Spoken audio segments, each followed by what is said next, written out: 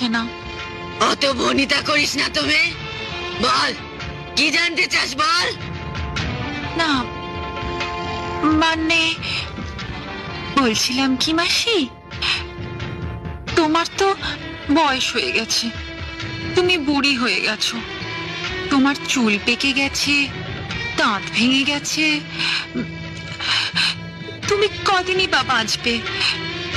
আমার ভীষণ ভয় হয় তুমি মরে গেলে ওরা যদি আমায়। ওরে পাগলি, তুই এটাও জানিস না যে আমার মরণ নেই? বাজে কথা, তুমি আমাকে মিছিমিছি সান্ত্বনা দিচ্ছ।